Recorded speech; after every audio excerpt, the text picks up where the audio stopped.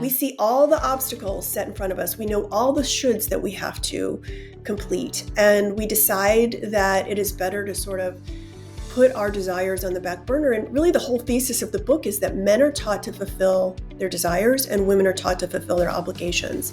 And how do we flip that dynamic on its head? Like, I have this world of purpose, and that purpose is creating and educating and helping others. Like, it's such a beautiful thing to make that sort of change.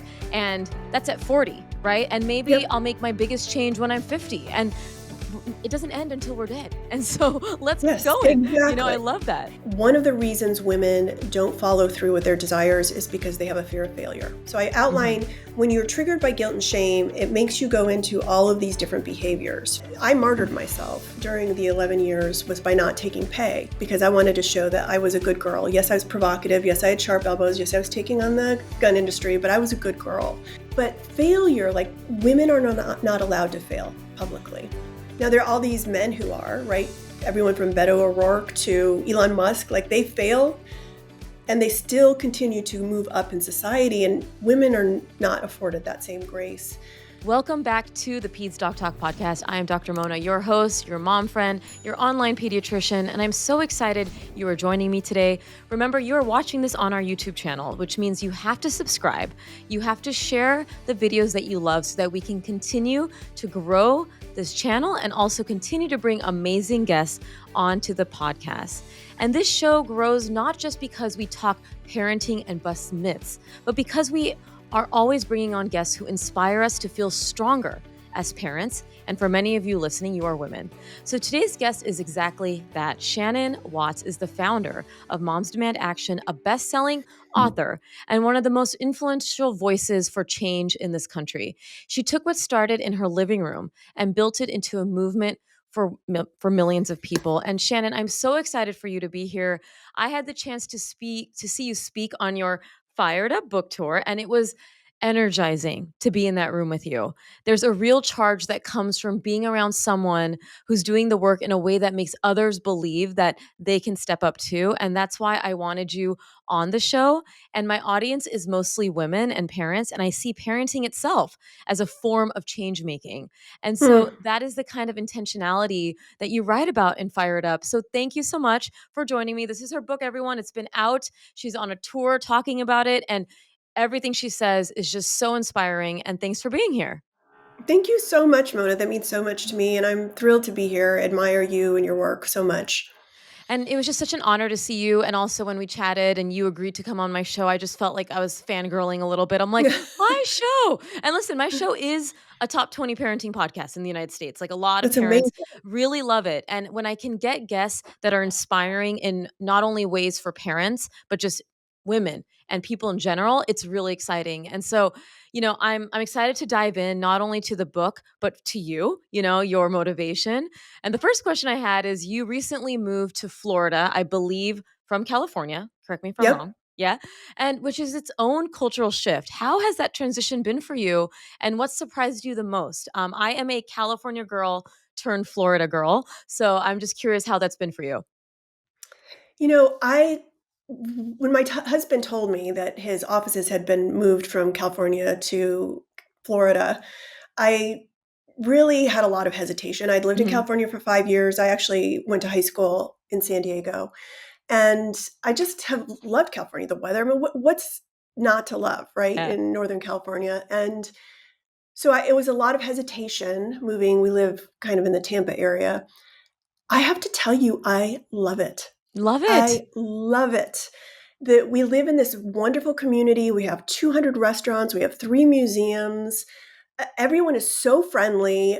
It's so funny because there's like sort of a California-Florida rivalry. Yes. But both states are great. Yeah.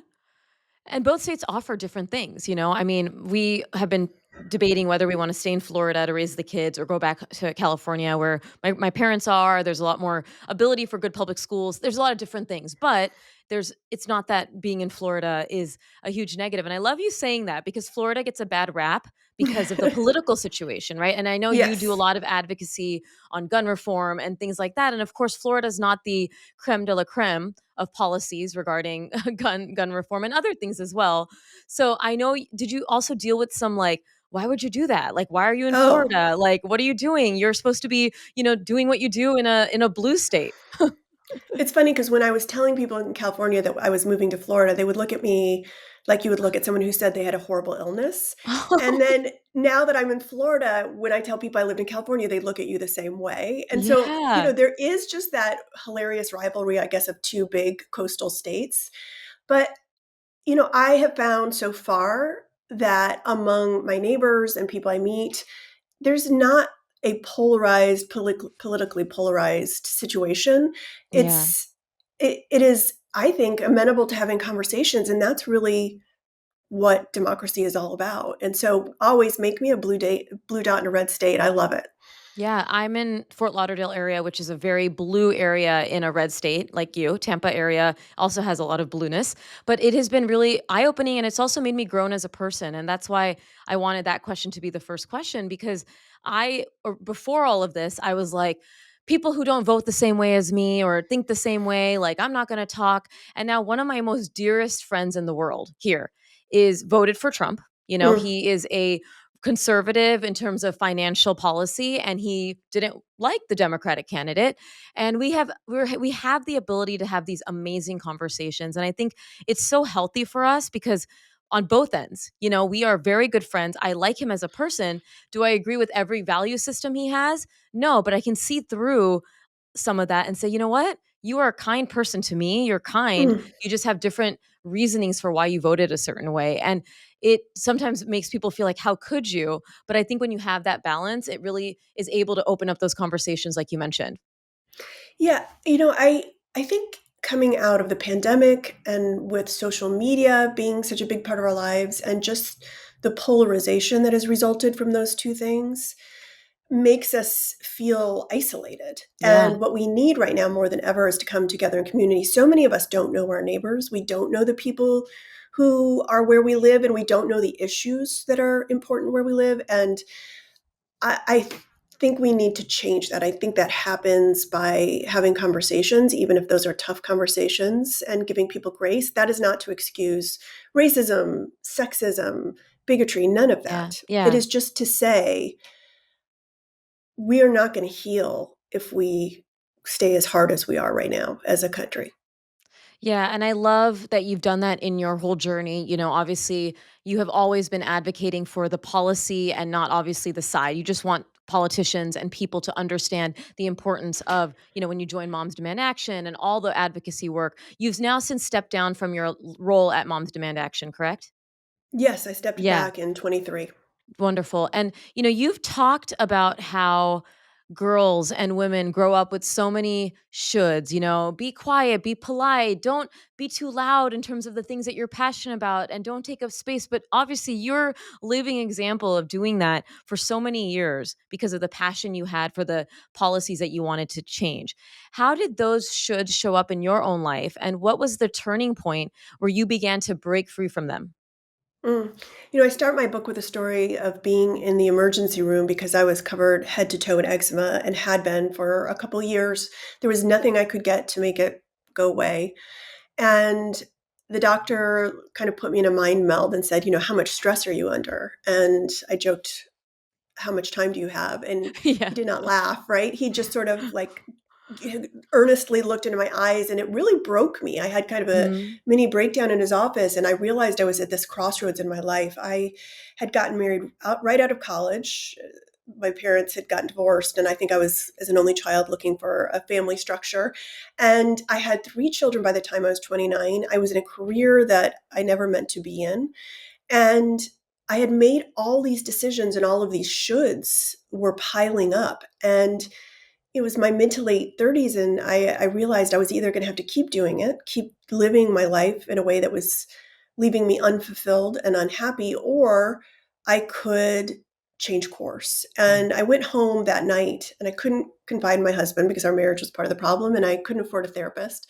So I just began to journal, and really that became the roadmap that showed me how to, what I've come to call living on fire. And it's really just a metaphor for looking at two things: what's limiting you and what's calling you, right? And we just don't, as women, take enough time to think about, what do I want? And we don't do that because we're, weak. It's really because we're wise. We Yeah. see all the obstacles set in front of us. We know all the shoulds that we have to complete. And we decide that it is better to sort of put our desires on the back burner. And really, the whole thesis of the book is that men are taught to fulfill their desires and women are taught to fulfill their obligations. And Mm. how do we flip that dynamic on its head?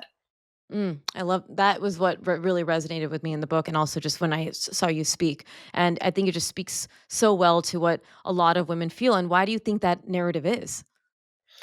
It's again because we know what would happen if we don't, if we woke up every day and said, what do I want? Institutions would tumble, governments would Yeah. fail, family systems would fall apart. We are part of a structure that depends on us fulfilling those obligations, deciding that those shoulds are actually our desires. Yeah. It's the patriarchy in many ways. And I upended that in my own life at age 41 when I started Moms Demand Action. But then I held the hands of thousands of other women who did the same thing. And it really comes to this formula that I talk about in the book, the formula for living on fire. And it's super simple, but it's not something we prioritize. It is marrying your values, your abilities, and your desires. Mm. And that sounds simple and easy to practice, but it changes throughout our life. It's something we have to kind of like alchemy, bring together again and again. And that is how we figure out who we are and what we want. And I don't care what stage you are in of your life, whether you're a young woman trying to figure out what it is you want to do, whether you're, overwhelmed by work, family, whatever, carving out some time to focus on that, whether you're like me in midlife and going through menopause and finally have maybe kids out in college and you can focus on yourself. You have a little bit of time, but you're not really sure where to start, or even women who are retired and beyond, who have Yeah. so much wisdom to bring to the world. One of the things that I loved when you shared it when I saw you in person was you talked about, again, the age range of the people getting into this passion, finding, breaking free of the shoulds and obligations and really finding what gives them that fire, right? The stories of the young women, but also the women, like you said, who are retired. And I think you had a story about someone who kept getting denied of a book deal Yes. and then, yeah, and then finally got a book deal. At what age was that? Oh, this is my favorite story. It's a Yeah. woman named Carol, and she had decided to be an author. And then obligations, shoulds got in the way. She ended up becoming a phys ed teacher. She was that for 30 years, enjoyed her career. And she retired and went to volunteer in an animal shelter. And it Mm. was at this animal shelter that she came up with the idea of a novel about a couple who meets and falls in love at an animal shelter. She goes home, she spends all of her hours outside of volunteering figuring out how to write a book, how to create dialogue, how to structure chapters. She writes this novel, and then Carol decides that she deserves to be published. She doesn't want to self publish. She sent her manuscript to 218 publishing houses and was denied every time. Yeah. Imagine like Wow. literally hundreds of rejections. And on the 219th submission, a man who loved dogs gave Carol a 2-book deal. And she became a published author in her 70s, and it just absolutely changed the trajectory of the later half of her life. She is now an author. And I just think it's so important to remember one of our shoulds and one of our fears is, that it's too late in our lives. And it's never too late.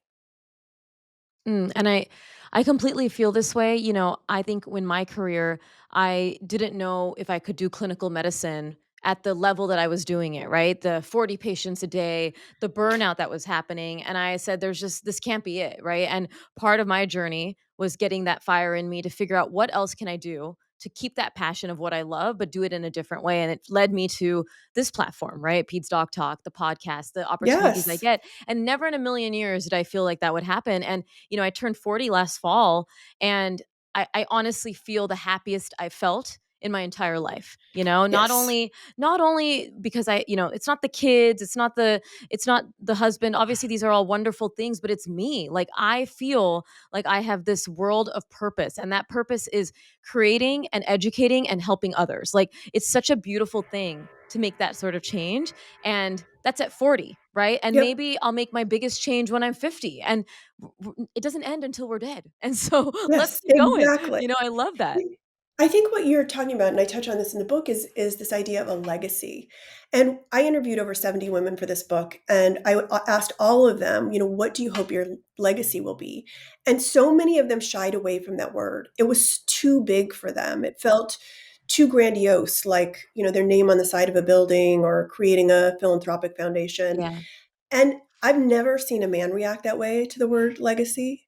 We deserve to leave a legacy. Now, that Mhm. doesn't mean that you start an organization or you host a podcast. It might just mean that you were a good friend Yeah. or, that you lived a life that was true to you. But we should be thinking all the time about what is the legacy we want to leave.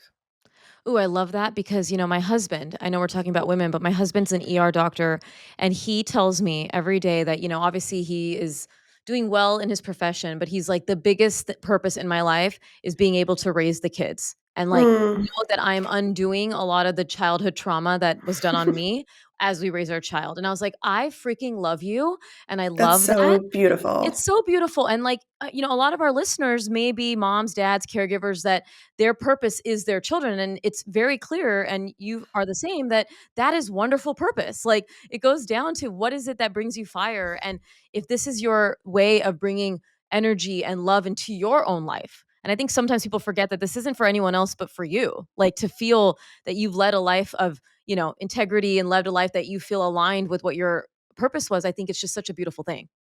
Yes. And there is a flip side to that, which is really interesting. So I mentioned that I interviewed 70 women. I asked Yeah. all of them also, what are you worried your deathbed regret will be? Mm. And I thought they would all say what the most common deathbed regret in the world is, which is that I didn't live a life true to me. Mm. None of them said that. Mm. Most of them were mothers. Can you guess what they said? Not spending enough time with their kids? Very close. That they would pursue what they wanted at the expense of their children. Mm. Which Wow. just goes to show you that those shoulds are so ingrained that they trigger all these feelings of guilt and shame, right? Guilt Mm. is, I did a bad thing. Shame is, I am bad. Yeah. And we become so accustomed in society to feel like if we go after what we want, that we're hurting someone. And I have this experience myself, but I also interviewed women in the book, experts, psychologists and therapists who said two important things. One is your children don't want to be your entire world. They want to see Yeah. you having other interests because it's a lot of pressure. Yeah. And it's you're setting an example for your kids. That they see you wouldn't say to your kids, don't fulfill your desires. You just be there for your children at all costs. You would never say that to your own kids, right? Yeah. So we say it to ourselves. And I have kids now that are all grown and adults, and none of them say, "Oh, I can't believe you didn't go to that soccer game in 2000 because Yeah. 2015 because you were working on Moms to Men Action." They all say, "Thank you for Mhm. setting an example and doing what you love." Mhm. Mm. I love it. That's like it's so inspiring because I think there is so much guilt and friction when we want that outside of motherhood, Yes. right? Like whenever I travel for work, I do a lot of what you do in terms of maybe speaking or a brand event or whatever it is for my own career. And I don't feel that guilt because exactly what you said. I love my children. Yes, sometimes they get sick and I'm like, oh, mommy can handle. But you know what? My husband's capable. The Yep. nanny's capable. But I have chosen and am privileged to have these beautiful people in my life that can support the kids as much or maybe even better than I can in some moments. And mommy gets to come back with a keychain souvenir to celebrate the fact that I got to do this boss woman thing. And then I'm back to mom mode. And Yep. it's this beautiful circle of joy, right? I mean, that fulfills your cup. And then you go back and then you're happier in front of your children. And I've always believed from a child development perspective, when the caregivers are happy mentally, obviously that's the best outcome for a child. And sometimes that Yep. means being able to pursue these things that give us fire. Well, and I like that you talk about other people stepping up. One of my Yeah. favorite photos that I have is one of my kids won a soccer award. I was traveling for Moms to Men Action. They were in high school. And there's a photo of my husband on one arm and my ex-husband on the other arm, right? And they really, because of Moms to Men Action, I was traveling so much, they both had to step up in ways that they wouldn't have had to otherwise. And that was good for the kids. Yeah. Oh, and going back to that story of Carol, the one who wrote the book. Yes. Yes. So it sounds like an example of what you've described as the idea of losing forward, meaning setbacks aren't failures but lessons. Can you share a moment when you felt Mm. that way? I mean, you felt lost forward and how it helped to redirect you rather than stop you? The reason I think this idea of losing forward is so important is because one of the reasons women don't follow through with their desires is because they have a fear of failure. So I Hmm. outline when you're triggered by guilt and shame, it makes you go into all of these different behaviors. I martyred myself during the 11 years was by not taking pay because I wanted to show that I was a good girl. Yes, I was provocative. Yes, I had sharp elbows. Yes, I was taking on the gun industry, but I was a good girl. And fear of failure is another one, disappearing, perfectionism, imposter syndrome. But failure, like women are not allowed to fail publicly. Now there are all these men who are, right? Everyone from Beto O'Rourke to Elon Musk, like they fail and they still continue to move up in society, and women are not afforded that same grace. So when I started Moms Demand Action, I realized we were going to fail a lot because we were Hmm. taking on the most powerful, wealthy special interest that ever existed. And we wanted to reframe failure as losing forward. And the way we did that was by celebrating every win, no matter how small, right? And also talking about what people won even when they lost. So let's say you lost a legislative battle. Maybe you grew your chapter. Maybe you met new Yeah. lawmakers. Maybe you learned something that would help you win the next time. And I just think that's an incredibly important mindset. And in fact, we polled our volunteers. It's not hard to get volunteers to come into an organization. It is hard to get them to stay. And so we polled our volunteers and said, "Why do you stay? We have 11 million Yeah. of supporters." And they said two things that I think apply to life generally. One is they felt like they were winning. So that idea of you never fail, you're always winning in some way really resonated and became our whole messaging platform. And then the other thing was that they found their people. Yeah. And so when people feel like their time is being used well, when they think they're making a difference, when they're doing it with people with like-minded values, they really feel a loyalty and feel unstoppable. Mm. Oh, again, inspiring. It's just so nice to see that. And it's nice to know that there is a way through setbacks. I mean, I feel the same way. And I think oftentimes it's very equatable to parenting, right? We feel like we're in this sort of trenches of something and it's difficult. And not to deny that it's not difficult, but when you get through it, what you can learn from it is very powerful. I've been through traumatic experiences having my kids, I've been through IVF, and all of those things were not easy. I wouldn't wish it on anyone. But from it, if I looked at it and found a way to look at it in a positive way, I've come out of it feeling like a stronger person, feeling like, again, I was set back, but now these are beautiful lessons. And it is a mindset that I think, from even a psychology perspective, we know is so beneficial to keep going in life and have that resiliency. Yeah, so many women have said to me, I wish I had a handbook for how to handle blowback. And I think Hmm. that at the end of the day is really what we're talking about. So living on fire, you may want to do more in your life. You may actually want to do less, but you want to do things differently. And when you do things differently, people will have opinions about it.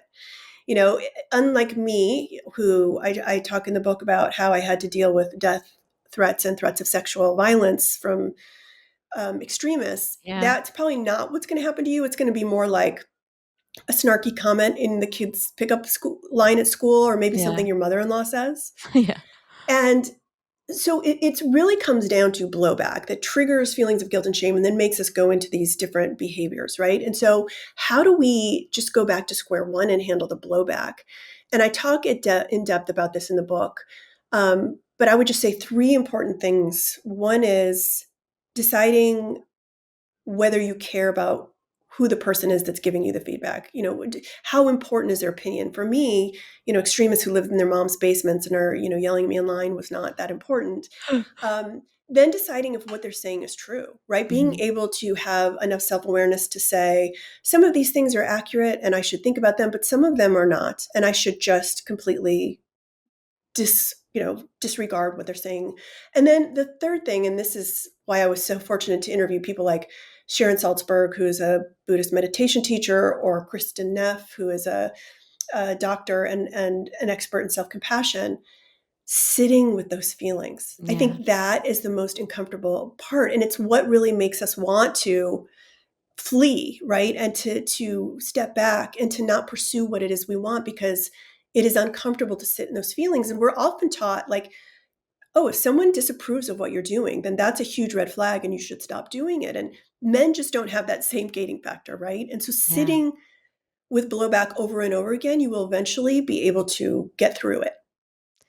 So these fire extinguishers, I think that's what you call them, right? This guilt, fear, perfectionism, that's the things Yes. that can get in women's way. Which of these things do you think holds women back the most, if you could pick one? Ugh. They're I all, I think know. I mean, it was so interesting because so many women fell into different Yeah. categories. But I do think imposter syndrome Mhm. is such a huge issue. And of course, we feel like imposters because many of us are the first to do something, right? I Yeah. was the first woman to lead a national gun violence prevention movement. So there's always going to be a first, and instead of seeing ourselves as pioneers, we often see ourselves as imposters. And I talked to a woman just the other day at one of my book events who said, you know, what I'm really passionate about, what I really want to do is coach people about mental health issues. I've experienced a lot of them myself and in my family. I teach about mental health issues, but I don't have the degrees. I Yeah. don't have the letters after my name. And that was what was holding her back and stopping her, right? From being who she was and talking about what she wanted to talk about. And you know, she had this fear that people wouldn't see her as an authority. And that is, I think, one of the most common things that women experience and what makes us decide not to do something. My husband is a ER doc, like I said, but one of his biggest passions is to become like a therapist or like a coach for especially men's mental health because he's gone on his own journey. And I think he's going to like hearing that you also Mhm. agree that just, you can do it. But there is that degree of holding back, especially, in our field when everyone is like, oh, what are your credentials? What are you like? Yep. You should have the authority to be able to speak about this stuff. But when it comes to healing, as long as you're not harming people, I also agree that there's the most wise people I know have not had degrees behind their name like that, and they're able to give great information. And so it's about a consumer also being able to say, I like this. Maybe I don't like this, but I have just been so inspired by people without those degrees as well. And so I'm happy you're giving that advice.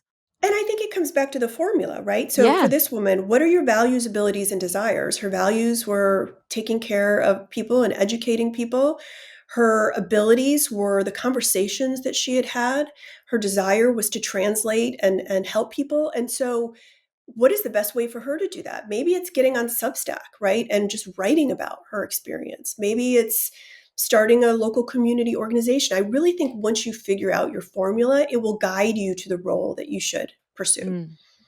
And you've written that your fire is not a purpose, it's about being purposeful, paying attention, then acting with intention, which I love this because I think sometimes we can get into this sort of, I think I want to do this, I don't know what's going on, and I'm just going to just go into it without understanding the intent.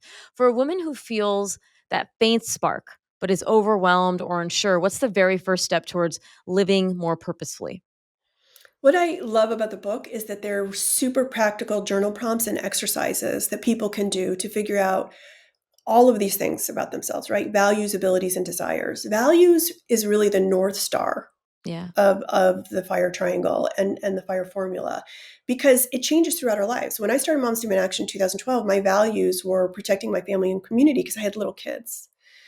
And so thinking about what those are, there's thousands of different values, but they will change throughout your life depending on where you are in your life. And so knowing what those are and doing the exercises, I think is important.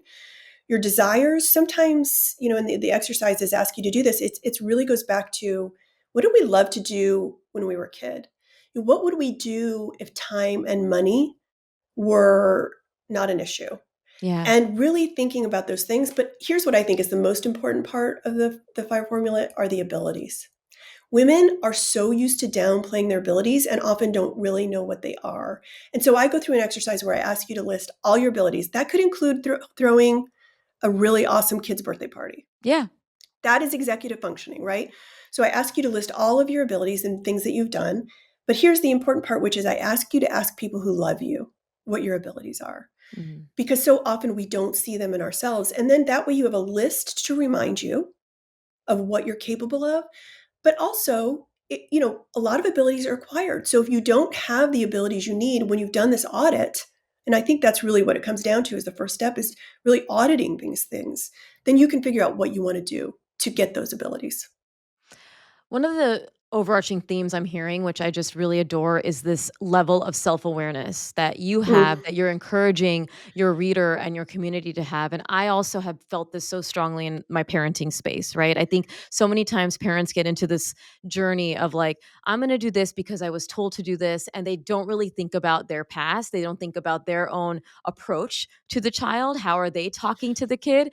And to me, self awareness is the biggest gift we can give ourselves because it also requires a huge level of humility that, hey, mm. I'm not perfect or that I am good at certain things, like you said, but I'm not great at certain things. And it doesn't mean that you can't learn those things. But going back to that, here's my list of the things that I really excel at. And I found that when I started doing that formula is when I also thrived in my business. You know, I couldn't do it all. And I think as women, we often get into that, you know, the guilt, the fear, and that perfectionism of like, well, I can do it. I'm able to do it. You know, my type A personality, I've done this for so long, but you only have a certain amount of time and you only have a certain amount of ability to be really good at something. So I love that you are honing in on that before you can continue to find that purpose and that fire. I have so many women who come up to me and say, "Oh, you're so lucky. You must be a born leader," which Mm. makes me laugh because I have struggled my entire life with severe ADHD. Yeah. ADHD. I was diagnosed at 14, so you know it was bad because it was 1985 when they were not diagnosing Yeah. girls. They're like, this woman needs we need something for her. Yeah. Yeah. This girl. Because, there was a stigma around Yeah. treatment at that time. My parents didn't put me on medication. I barely made it through middle school. I barely made it through high school. I barely made it through college. On top of that, I'm an only child and a very shy introvert. And I had a debilitating fear of public speaking. Wow, I would not imagine any of this based on what you're what you're doing now. I love this Yes. story. Yeah. And if you had told me that Moms Who in Action would involve public speaking, I Mhm. absolutely wouldn't have started it. And I am not the person that people would have looked at and said, that woman should take on the most powerful, Yeah. wealthy special interest that's ever existed, right? And yet I was exactly the right person for the job. My ADHD helped me go down rabbit holes and focus on this from the moment I woke up till the moment I went to bed. Um, I was able to get over my fear of public speaking just by doing it over and over again. And, even though I'm an introvert, this brought me to a community of friends and women I wouldn't have met otherwise. And it's completely changed my management style, my personal style. I mean, it's been so rewarding. And I often talk about, living on fire. When you practice the fire formula and you start a fire, and hopefully there are many throughout your life, small and large, that it's like it feels like touching the divine. Yeah. When you find what fulfills you, when you find your people, it is like touching the divine. It feels like it. And, you know, the book itself is called Fire It Up, and it really is just an embodiment of what's in it, right? But this sort of light and this, I love how you just describe it as divine presence here, because that's what it feels like for me. Like when I reach that point and I do the things that like literally give this huge dopamine release of like joy. Like I'm so joyful doing this work, finding that fire, finding that passion. It's such a amazing thing to feel. And I love that. And you talked about this earlier that, you know, in society doesn't just hand women freedom to expand their desires. You know, obviously it's focused more on obligations and things like that. And there's often pushback. Any other resistance that you've personally faced when you wanted more, and how did you move through it? Oh my gosh, so much. I mean, when I started Moms Demand Action, I had so many people tell me I wasn't the right person for this. Mm, It couldn't be done. It had already been done. I was being duplicative. I mean, there were so many people who told me that this wasn't something I should do. And what I have realized is you can't live on fire on your own. You really do have to have a community who's supporting you. And I started Moms Demand Action with perfect strangers from across the country who brought skills to the table that I didn't have. Like I knew I had been in corporate communications for many years. I knew how to create a brand, how to start creating messaging for a new organization. But I wasn't an organizer. I wasn't a lawyer. I wasn't a website developer. I wasn't all of these things you need to bring together to create a successful organization. And so when I was able to tap into that support, I really think that was in many ways the unlock. And I refer to that in the book as your bonfire, right? These are yeah. people who are like-minded, who support you in your endeavor, who see your abilities, who lift you up and encourage you. And that's really what Moms Demand Action became. It wasn't just an organization that was changing policy. It was an organization that was changing each other's lives. Mm. Oh, I love it. And I know you have a community group as well, right? Like a group of women. What's the fire starters? Yes, there's Is that actually two. It's really okay? interesting. So, Firestarter University, this is its first year. It's based on the book. We're going through each chapter together. It's going to be a year-long online program. Just started last month, or it just started in the fall. And then something that's so fascinating is that women are taking the book and creating something called bonfires based on the Mm. book. So they're getting together where they live and talking about personal, political, and professional empowerment. And they're already in 30 states, I love it. which is it's kind of like Moms Do in Action, but more around women and Yes. women's issues. And so that's been incredibly exciting to see. I'm, like, loving all this women love. Like, I just think it's so amazing and boss women love. You know, like, these women who have their expertise in certain areas and are wanting to share what they know, share it with others who may be in a different niche. Like, that is just again, I'm already feeling that palpable energy of those groups. You know, I know a lot of it's virtual and maybe they even go in person sometimes as well, right?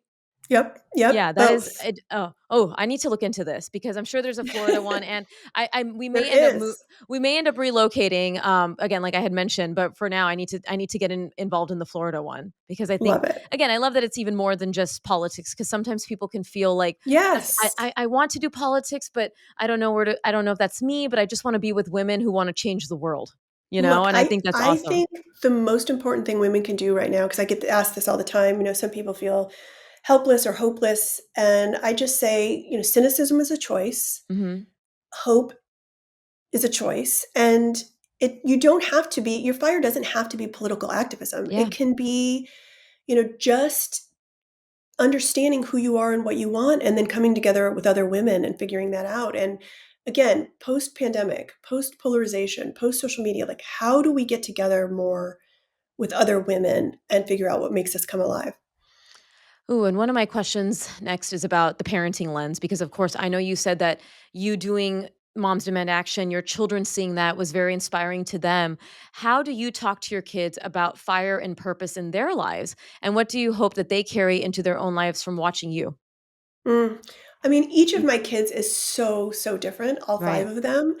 And they've gone out into the world in such different ways. But I do think that they are all incredibly proud of me, that they've seen me figure out what I wanted and also balance that with being a mom and a partner and having a job. And I see them doing the same thing, like making space in their lives, not just for work, but also for friendship, for fulfillment.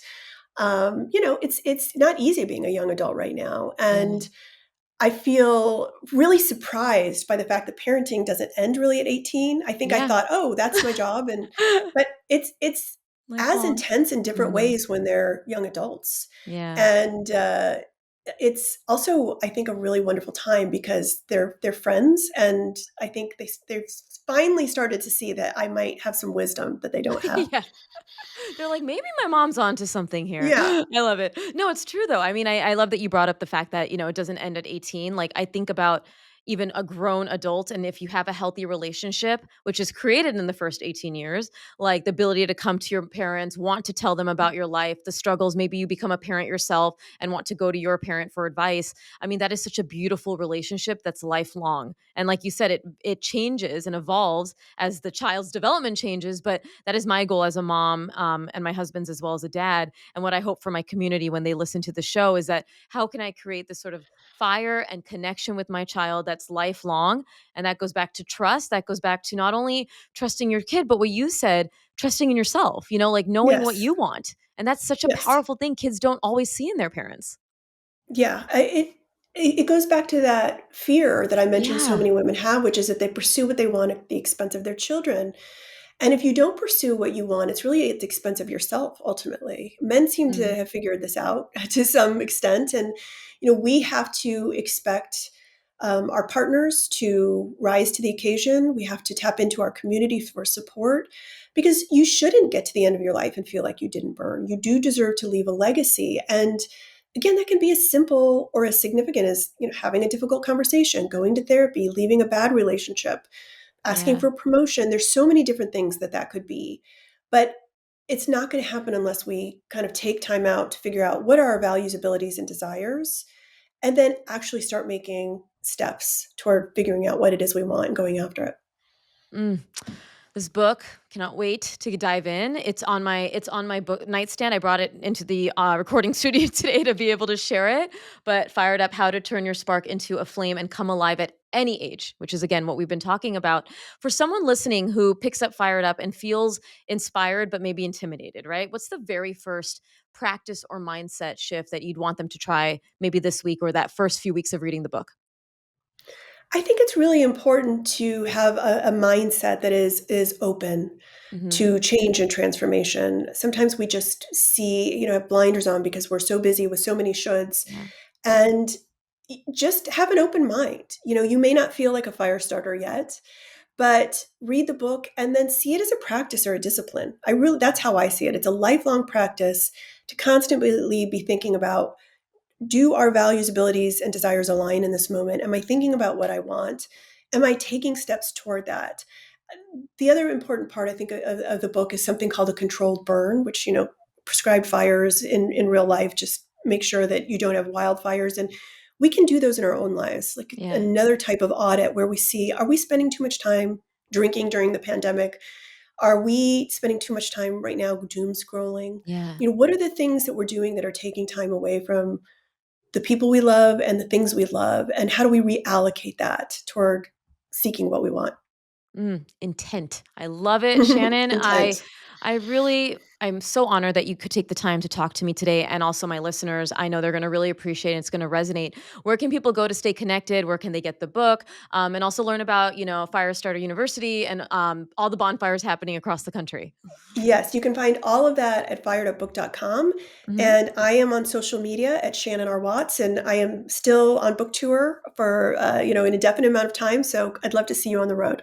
Yes. Well, I definitely saw her on the road, and I know you're listening to this maybe in your car or in the kitchen or wherever you may be, but if you can get a chance to see her live, there's something just palpable, like I mentioned already. There's this energy of uplifting intent and joy that she brings into these conversations. And I just feel extra excited that I got to meet you and have you sign my copy of the book. So thank you again for joining me today. Thank you so much. It's been such a fun time. Thank you. I appreciate it. Yeah. And for everyone tuning in, I hope that you're feeling fired up. I hope you get her book and take a read of it, and join the conversations on our social media channels, on our YouTube as well here, where you can comment, share what you learned. And remember, when you share the videos and share our content, that's how the show continues to grow. But more importantly for me, it's how our guests important information can reach more of the world. And that's the point here. My goal is to bring on guests that inspire, that can change your life, or that can educate you. And I know that Shannon did that today. So I cannot wait to hear what you all think and to invite another guest on the show next time.